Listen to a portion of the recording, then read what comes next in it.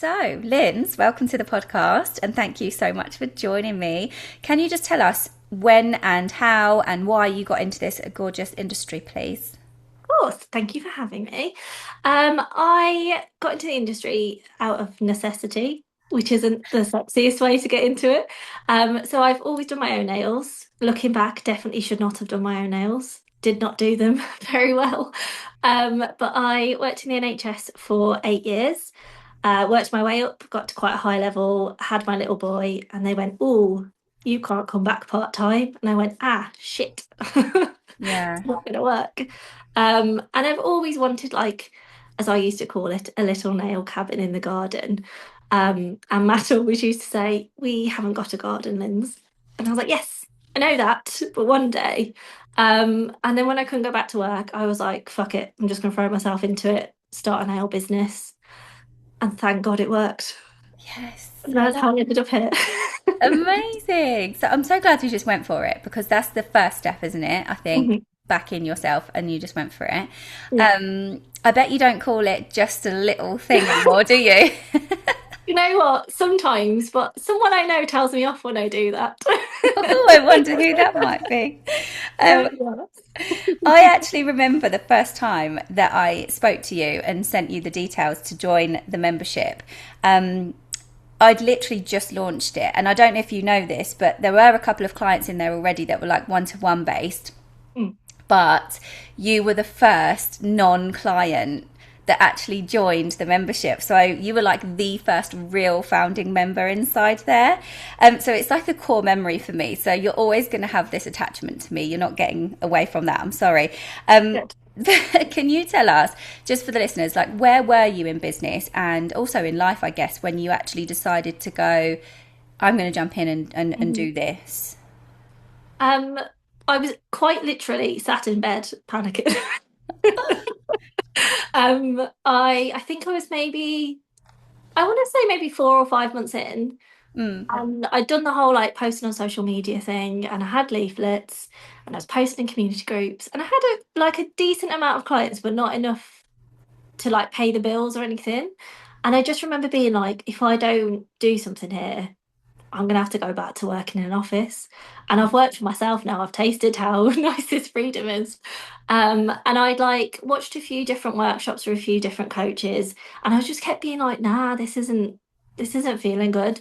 And then I found you, and I was like, think I'm gonna have to go for this here because you're like the right amount of caring, loving, but also stop being a twat and just do it. mm. And that's exactly what I needed. So yeah, I think I voice noted you or messaged you, and then you voice noted back, and I was like, see, this is what I need, a person, a Yeah. real person. Um, and yeah, and then you kindly pointed out how low my prices was, and then it was up from there, really. Yeah, yeah. The first thing is, are you actually making a profit? Um, what I was going to say is 4 to 5 months in, and Mm, then boom, you decide to make it really work. There is something to be said about that. There really is, because so many people in this industry think that they've got to be in it, like they've got to try and keep slogging it out for a while mm. before they go and get, invest in help and things. How did it feel going, oh my God, I'm signing up to like this £50 a month membership? I am a very much all or nothing sort of person. So it wasn't out of character, but it Yeah. was really scary. Matt was like, to be honest, and if he listens back to this, he's going to be like, "You liar." I didn't tell him how much it was to start with because I thought he'd be like, "You sure? You should be sending that." But I just think if you're going to do something like this, and it because it felt so good to finally like decide when I want to work and pick who I'm working with and do something that didn't make me sit in my car and cry every night. That literally used to happen. I was just like, I don't want to go back now. So I just thought you're just gonna have to throw yourself in and just if you're going to invest in the training and the kit, you might as well invest in the business side of it. And I think that's what's missing in the industry generally. You invest in like really good training and then you just go, oh, I guess I'll work out how to run a business, Yeah. which is ridiculous. It is. I'm so glad you've said that. I'm so glad. For anyone listening, write that down. Do you know what I mean? Like, what is the point in learning the skill if you're not going to learn how to run a business? And it is funny because it's such a secondary thought. But Mm. and it was mine as well. 14 years ago when I learned, I didn't think, oh, how do I run this business? I just asked a couple of questions on the courses, like, oh, okay, so how do you price that, and and it was all very much generic. I don't know about when you trained, but it was all like, oh, well, just have a look at what people are doing in the area, and sort of like go in the middle, and you're like, what on earth is this advice being given? And I think that's no shame on anyone. It's just the fact that they probably aren't business heads either. They just teach you how to do the do. So it's completely different. But I'm so glad you've touched on that. It's so important, because actually, I think it's in the 70% of people in this industry are self employed. And Mhm. so if you're not working for someone else telling you what to do, you need to know what to do. 100%. Don't you? So, what was the biggest mindset shift that you experienced when you realised that the business could be more than just doing generic nail appointments for people? When you sent me this question, I was like, I don't know how to answer this because it was like everything. Yeah. You know me, I'm a little bit of an overthinker and my confidence is relatively low. I think when I realised it was a business and not just do nails, like my whole personality changed and I suddenly went from meek little scared of everything Lynds, which is crazy because the job I was in before, I was still that person, but I'd had to put on this whole work persona to like Mm. actually embodying, like I am confident that I'm good at what I do, which is not something I regularly say out loud, but I actually feel it now, which is crazy. And I just it just changed so much in me thinking that you can actually have something big that you create yourself and it isn't just like you self-employed but you have to sacrifice all like the good stuff and you can't go on holiday anymore because you're self-employed now and you just do nails. It it it was like a whole personality shift. It wasn't just a mindset shift. I don't know if that is a really useless answer, No, but it's not. Absolutely not. I think it's really important for people to know this, because my teachings are all about strategy but also identity. Depending on what entry level you come in at my world, you're either going to at least be taught the best mindset tools to get you going, or the really serious fucking nuts and bolts of your identity and moving into a new identity. Like, obviously, depending on your entry level, I don't know if you've already experienced some of this and you're ready for that, or if you're not, and that's why I have conversations with people. But the point is, it is that it actually, it sounds like you say, oh, is it like not a great answer, but it is that is what it is. And I think so many people think that they've got to learn another content strategy, or they've got to learn another, or they've got to try and up their prices again, but that feels hard. Well, it feels hard because you've not grown into the person ready yet, and Mhm. the strategy feels hard because you've not grown into the person ready yet. And so I'm actually really glad that you said it's just a personality shift. But do you know exactly why, when, how that happened? Are there a couple of things that you could tell people that actually supports you in getting there? Because some people, Mhm. I find, struggle. They need the deeper inner work, but Mhm. you can't quantum leap that. You Mhm. have to, there's an element of it, but you have to start somewhere at the basics. You Yeah. can't just throw yourself in at the deep end. So Mm. is there anything that you think you could? Yeah, definitely. There was like a few times where I've been like, oh shit, yeah, that changed. The first time was when I was watching one of the videos in the profit membership around going back and going deeper and deeper into why you have those negative thoughts. I Yeah. was on the Stairmaster at the time, which may have been the last time I was on a Stairmaster.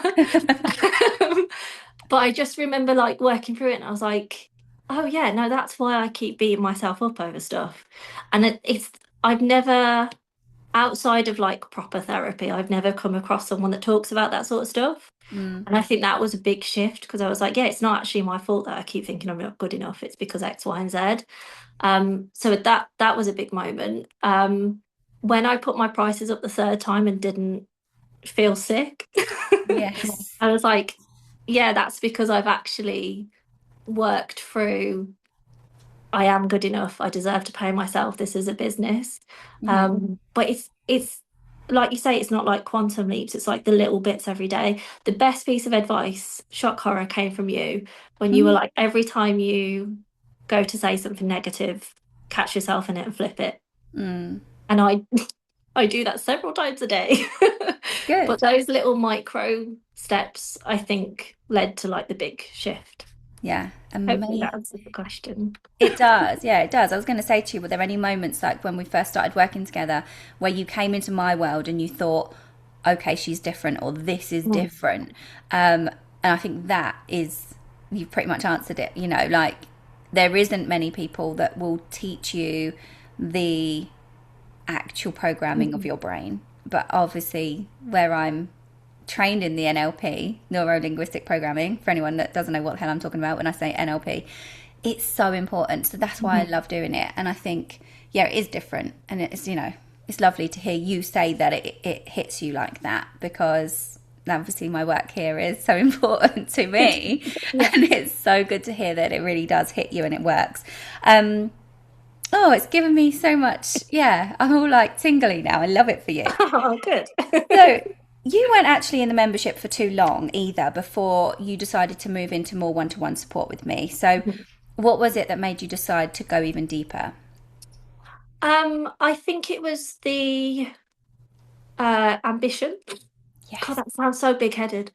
Mhm. I knew what I wanted from my business, and I knew the membership is amazing. I don't want anyone to think it's not, but I, as you know, need a little bit more hand-holding sometimes, and I need someone sometimes to be like, "You're doing it again. You're overthinking." Um, and I have an awful lot of questions, so I need her brain. I think it was that being able to just blur at you and then get you to help me organise it into some sort of order. Yeah. Um, and we worked on pricing to start with, didn't we? Which was always the biggest thing for me. I think if I hadn't have had that one-to-one, I don't think I'd have moved quite so quickly because I needed you to sort me out, which you did. Yeah, it collapses timescales really, doesn't it? Because Mm. somebody's going, that's the gap actually. I Yeah, think when you're so close to your business, it's so hard to see the gap and to see 100%. what, not just the gap, like I always say this, and I forget that that sounds like a negative thing, that there's this gap that I can see and you can't see, but actually what I can see is the potential and Yeah. what actually fills that gap. That's the most important thing is seeing the filler for that gap, like what we actually should do. So I love that for you. The other thing I wanted to say there is, like you just touched on it, but isn't it daily work? Mm. Even then when you said, oh, that sounds really big headed. No, it doesn't. And that's something that you're like working on because that's not okay. So just for everyone listening as well, Lynds is one of my like amazing clients, obviously. But isn't it funny that it's, new level, new devil all the time, challenges Mhm. come up. So if you're listening to this and thinking that you still have intrusive thoughts or you still have whatever, so does everybody, but it's Yeah, having the toolkit, isn't it, to go, I can work on this and it actually 100%. it actually comes to fruition. So tell us how it felt becoming a fully booked nail technician, doing what you love with a wait list, by the way, and actually feeling like you'd done that part of it. Um, Weird, but in a really good way. It's, I think getting fully booked is amazing, but you also have to like you're just saying, there's more daily work that then comes in because it's like the more successful you get, the more imposter syndrome grows. Yeah. So I've loved it, and I think I messaged in the group, didn't I, when I did the maths, and I was like, shit, I'm fully booked. I should probably stop Yep. accepting people. And I'm like half super excited all the time and half like, oh, well, this is obviously going to fall apart. So I'm like you said you get like the rush of like, yeah, I'm booked. This is amazing, but you still have to do the work. And I think I've got quite a lot of like nail tech buddies now, and those that are reaching fully booked, you can almost see that shift of, oh, well, now I'm fully booked. I must be doing it wrong. So it's like incredible, but also you can't stop the work. Does that make sense? Absolutely. Yeah, it's getting complacent, I think, as well. And so there's two ways, isn't there? You either get complacent and then you realize you have like a rude awakening that, oh shit, I haven't been doing the work because I got Yeah. fully booked and then I needed to be and I haven't. That's fine. We work through that. Or you realize that you still want to be doing the work, but actually capacity has taken a bit of a hit, hasn't it? Because you're fully Yeah. booked. So it's catch 22 and you have to know how to work through that as well, which you had done really perfectly, if I'm honest. I think when you said to me about the numbers and we decided, okay, cool, we're not taking any more then, I always said to you about how you're going to make capacity, didn't I? And we're going to move on to like the other stuff you've done in your career. But I always said to you, like, don't forget your capacity. Capacity comes first. Mhm. Somebody once said to me, I think it was Lissy, she was, and I now say it to people because it's such a good analogy. Like when you go shopping, I've probably said this to you before, like you go shopping, you've got all these bags and stuff, but you can't get it all in the wardrobe if there's no space. So Mhm. and we do that to ourselves all the time. Yeah. And I think that's why it's so important for people to realize as well, like being fully booked sometimes, like there has to be a real strategic plan behind being fully booked. And Yeah. for the listeners that aren't watching me, I'm doing like quotation marks because there has to be real strategy behind it. Because actually, if you're fully booked and Mhm. exhausted and still not earning enough money, for example, that's not okay. there's Yeah. there has to be some form of capacity to do things. So Yeah. yeah, And I'm it's not glad. like the ultimate goal, is it? Like the No. reason I was excited to be fully booked is because I was fully booked in the hours I wanted with people I liked, doing the stuff I like, and then getting to come home and chill on like a random Friday because I just decided I wanted it off. I Yeah. think people rush to get fully booked, but like you say, they don't have the strategy behind it, and then they're like 70 clients deep, stressing out and not earning and not getting their weekends off and stuff. Yeah. It's like fully booked in the right way, isn't it? Yeah, absolutely. This is reminded me of a day when you came into the group and you said that you were like booking a massage for that week and you and your little boy were going out and I was like, you live near Mm. the beach, so you were going for a beach walk and stuff. And I was just like, this is fucking gold. Like, I was so proud of Just- you. Yeah, I was like, screenshot this. It's going on my story for everybody to see because this is what we do in my world. And that does move me on really nicely because you obviously are a mother as well, which is just the most incredible job in the world. Mhm. So you have a little boy, and I know that there's also sleep regressions and stuff going on at the minute as well. So Yeah. can you tell us how your business growth has affected your time, your energy, your family life as well? Mm. I think um sleep my kid lives in a sleep regression. I think he slept like a week in his life. Bless him. Love him, obviously. Best, like you say, best job in the world. But it is a juggle. And Mm. I think like 90% of the time I think I get the juggle right. 10% of the time I'm in a little bit of a spiral. Which again goes back to like the daily work, doesn't it? Yeah. Um, I think in the early days, I had to really prioritize, which again is where the one-to-one support was really helpful because sometimes you're too close to prioritize and everything feels like really important. And there was the day where I messaged you like, I've got to do my email marketing, I need a website, and I need this, and you were just like, why? Why do you need all that? And there was I think it was when you did the Insta call with Shan, Yeah. or it was a podcast episode, I can't remember, but you were saying Yeah. like We did women the can have, live. yes, yeah. You were saying like women can have it all, but you just can't have it all at the same time, which has really stuck with me because sometimes I think you see all these people online and like they've got these massive businesses and they're taking their kids to Disneyland and they're doing all this cool stuff and they're doing baking and you just think, well, obviously if she's doing it, then I've got to do it all. But you don't see that that's actually over the span of like 6 months, and there Mm. was maybe a week where they went to nursery an extra day, or um Yeah. it's just about getting the balance right, I think. And I in the early days probably didn't, but now I feel like I have. Not to say there's not immense mom guilt sometimes, but I think that's okay. Like sometimes I'm like, yeah, that's a good sign. Obviously, I'm guilty, I'm not with him, but also I'm showing him that you can take an idea and turn it into a business and work hard. And all that other bollocks. Yeah. All that other bollocks. Absolutely. And I think it's that permission slip that you're going like to give to other people. Like, if I can do it, you can do it.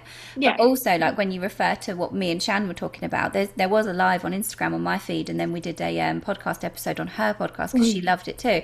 And I think it is the case of, we see so much these days. Like I mentioned on that podcast that when I grew up, I wasn't surrounded by shiny fucking millionaires all the time because I lived on a council estate with my sisters and my mum and dad and my cousins around me, and we were just cool kids like chilling, right? I didn't know how the other half lived, and my dad used to always say, "Oh, how the other half lived." Like but I didn't know. I didn't actually know how the other half lived. I didn't see it all the time. Now I do because it's all over my freaking phone all day long. Like it's everywhere. And so like now women want it all more than ever. We want, and also I feel like we're so pressured into thinking we should. There's so many shoulds, isn't there? Yeah. And what you've just said there is just somebody else's permission slip to go like, it's all got to be actually what's right for you. It doesn't need to look like anybody else's way of having it all, doing it all, whatever, and can't have it all at the same time. Oh, I love this. Thank you so much. We have to talk about this idea that you all of a sudden had to help other nail techs, right? Yes. So, what was this spark, and how did we bring this to life? Well, as you know, I'm a nervous being, and as you know, was very anxious starting a business and was very overwhelmed and stuff.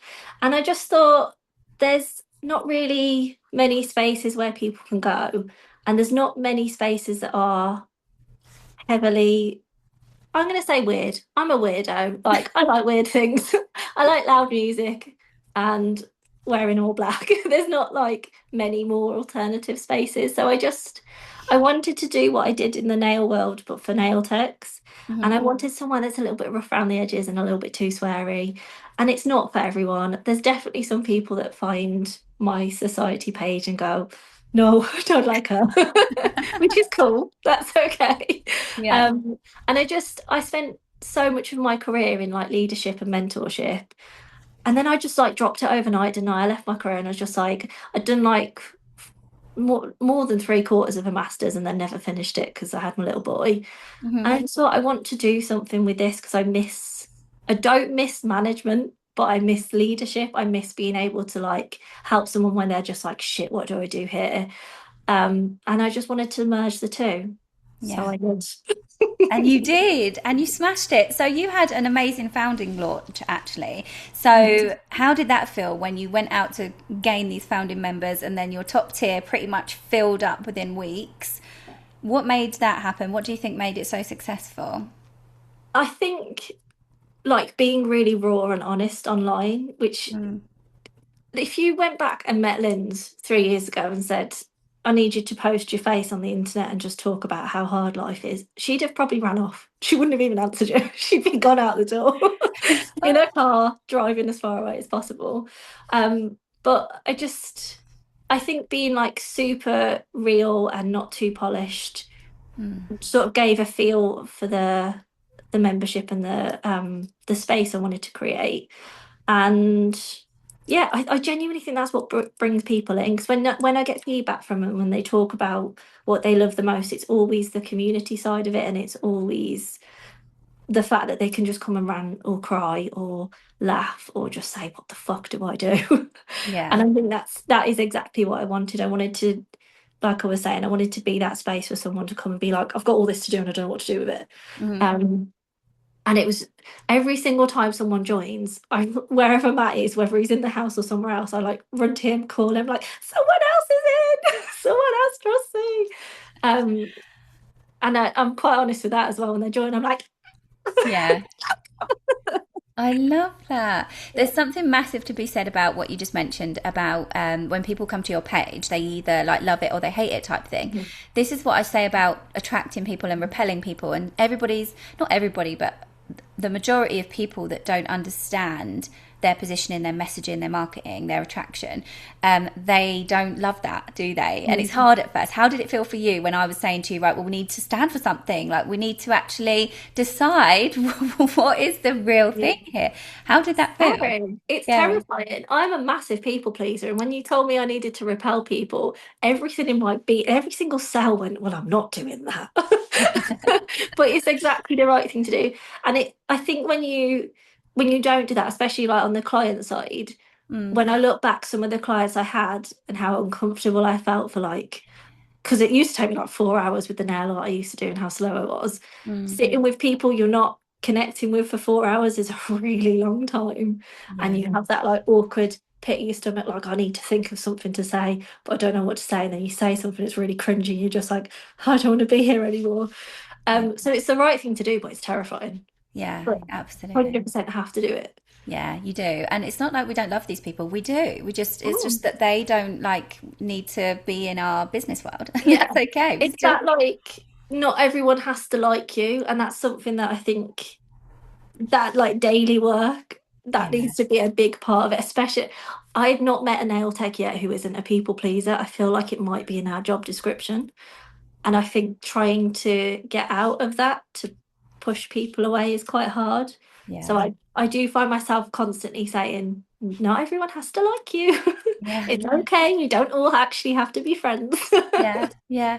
And I find as well, like, I don't know if you know anything about human design, but we are, like, for example, for me, some of us have got like the real people person in us as well, just by our human design, not only by our profession. And so in this industry, if we've got people that are in this personal care industry, holding people's hands all day, touching faces, waxing vaginas, or doing whatever they do that's really intimate and personal, like, then you've got on top of that a human that is designed to actually go, I have to please people. I want to be liked. Yeah. It's insane how the daily work, like you say, plays such a role. And it's not about the other person, it's about you. It's like, who are you being, and accepting and validating and moving through the hard stuff that comes up, because it's not to say we diminish it and it's bad or it's wrong, but it's like it's not helpful, and Mm. that's why we have to move through it. Yeah. So yeah, I totally love that you said that. Do you know what came up for me as well just then when you were talking about spending 4 hours with someone that you don't mesh with, and nail Mm. art and stuff? Can we just touch on your nail art, by the way? So good. And by the way, for any listeners, if obviously all the details are in the description to follow Lynds, but she's an incredible nail artist. And I just want to say, is that such a big thing, like for you guys in your society as well? Do you help nail techs with a lot of that as well? Do you know what? I seem to have attracted some of the best nail techs in the world. Their nail art is insane. So I do have tutorials in there, but I feel like I'm teaching a fishman. What's the phrase? I don't know. Fishman's catch fit, whatever the phrase is. Like I'm just telling them stuff they already know. Yeah. Yeah, it's in there, whether they use it or not. They're probably like, yeah, I can do that with my eyes shut. I love But we that. do bond over it, and I think like they don't all do nail art. There's a few like clean girls in there. There's an acrylic artist who doesn't touch gel nail art with a barge pole, Oh, but we can all connect over the creativity, which is quite nice. And yeah. sometimes we'll like throw a design in, and we're all just like fangirling over how good it is. Oh, that sounds so nice. So now it's been how long has your membership been live for now? It started in July last year. Okay, so we are now February, so it's not been live a year. Can I just say, and this is going to throw you off course because I didn't put this question in when I emailed you to get on the pod, but when we first started mapping out your membership, you were really scared because you hadn't been a nail tech for for long enough. Yeah. Can we just talk about that for a minute? How long had you been a nail tech before you started your membership? Well, I've not done it 2 years yet, so it probably would have been like I started planning it in April, so I'd been doing it 13 months. Isn't it amazing? Again, permission slip to anyone Mhm. listening. And what would you say to somebody that has any thoughts or opinions on that? What would you say? Don't care. I think again, another nugget from you. You were like, it's not just what you've done in the industry, it's what you've done before that. And I was Yeah. like, Oh yeah, that's the whole reason I want to do it. Yeah. I read the Let Them theory Hmm. by Mel, whoever. Sorry, I don't know her name. Mel Robbins. Thank you. And I really try to hold on to that a lot. Like, Mm. I think it goes way further than just that book. But anytime I start to get that self-doubt, because a lot of the early content about the society was me trying to prove myself. And Hmm. then I spoke to you and you were like, doing it again. And I look back now and I'm like, yeah, just let them. Like, if you don't think I've been doing it long enough to build this membership, cool, don't join. Yeah. So powerful. And I'm so glad that you said that. But also in a way that, I don't think anyone would think that. And it's interesting that we've worked through that. It's interesting that you think some people might say that. I bet no one has said it to you No, ever. it's always the way though, isn't it? You think so hard what the other person's going to think about you, and then you just keep spiraling and you make it worse and worse and worse. There was a point where I thought I was genuinely going to get hate mail. Crazy, crazy lady. Imposter syndrome is like the strongest drug in the world. It is. Do you know it's real? It's a real deal. And also, what I want to say is that, if, say, for example, somebody did ever feel a certain way about that, and this is for the listeners really, if you are sitting there thinking you want to go into something and you want to do either it's mentoring or helping people or education, because that's where we tend to go in this industry. Whatever that looks like, in person, online, I don't care. But you're telling yourself that you can't do it because you've not been around long enough. I can bet you'll look at somebody that has done it really quickly and you'll be like, oh, well, she shouldn't have because she's not been around long enough. And I just want to say to anyone thinking that way, that's your internal identity problem and you're mad at yourself. This is what I said to people. I've said it to people before when they come into my world and they're like, oh, yeah, but, she's done this. And I feel like I could do that. But you're mad at yourself just because you haven't taken that risk. You haven't taken the leap. And I think it's just a permission slip for everyone listening. If you've got a dream, you can go out there and get it done. You've just got to put the wheels in motion and work on yourself before the result happens. So yeah, thank you so much for answering that for me. So I know that was going to sort of be a little go off track one.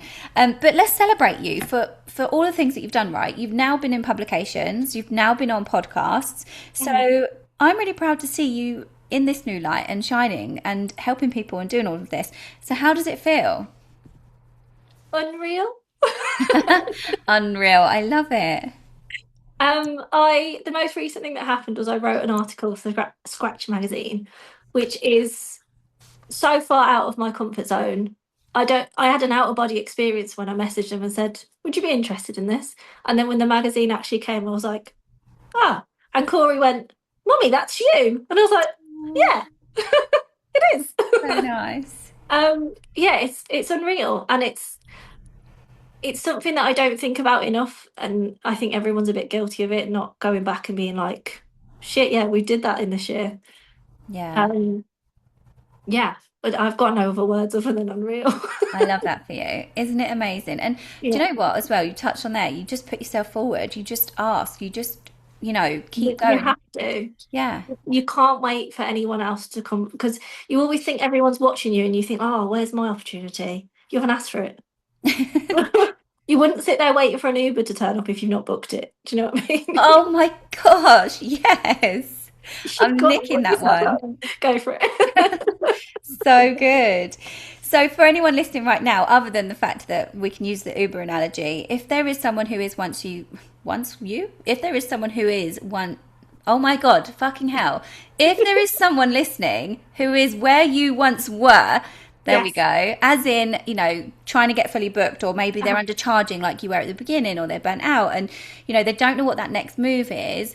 What would you say is crucial for them in reaching those goals that they have? You have to start thinking as a business, not as a person. Yeah. I think that is the biggest. The second you go, yes, this is a business, you can start thinking more, not objectively, but you can take yourself a bit higher and look into it. I think when you just think, oh, I'm just a nail tech, You're a bit too close to it and you just think, well, I can't charge more because I'm just a nail tech and they're just nails. As soon as you like step out and you go, yeah, I've decided to take this step to become self-employed and run a business, you look at it very differently. You start researching different and getting support differently and Mm. stepping into a different world that isn't just, I've said different so many times. Mm. um, But it is. you go from just looking at nails on Instagram to looking at strategy and how to actually get clients, not just posting, and Mm. how to like grow your improve your mindset, and you start treating it with the respect it deserves. And if you're not going to respect it as a business, like why should anyone else? Mm. Yeah, it's key. And it is It key. sounds harsh. I know. Let it be harsh. Let it be known that it isn't an easy game. It is Yeah. sometimes we have to be harsh because it's a stark reality of the real deal. It's not Mhm. sunshine, rainbows, unicorns, and all that lovely jazz. It's actually a business. And if you're not in profit, you're not in business. And so many of us don't know our numbers in this industry. That's what pains me. But the key word you use that you use so often there is different, like you Mhm. said. And I think you pull yourself up on using the same word, but it's just fucking true. It's like if you want different results, you've got to do something different, haven't Yeah. you? Um, but also, really, thank you for saying that you've got to see it as a business. I almost get from you as well when you answered that you have to remove yourself from it. And how Yeah. easy is that for you now to go? I can emotionally remove from the outcomes. I can sort of like see myself as a separate entity. Mm. Do you know? Is that easy for you now? Not easy. I still have to check myself. Like there's decisions when it comes to like making a big decision. Like recently I've changed the tiering system. Mm, I could almost like see myself thinking, right, so I wouldn't want this. And then I was like, no, wait, you're too close. Step out. You have to almost have think of yourself as like an employer of yourself rather than yeah. like part of it. Do you know what I mean? Um, but you have to like choose your hard, which is my current phrase of the month. Hmm. Like, yes, this is hard to separate myself and to make these difficult decisions that feel like people might be unhappy with me, but it's also really hard to not be able to pay my mortgage. So it's like choosing which is harder out of the two. Um, does that answer it? So it's Yeah. easy, but it isn't. Yeah. Yeah. Yeah. I think it's like the practical side of it is what you said, like thinking about it realistically, what is harder, Mm. And yeah, you've got to remove yourself, I think, from it. And like we've said as well, common theme of the whole episode, you've got to work on yourself so that you can do that, haven't you, really? Yeah. Um, because until you are so self-aware, you almost can't do that in Hmm. in my opinion, Yeah.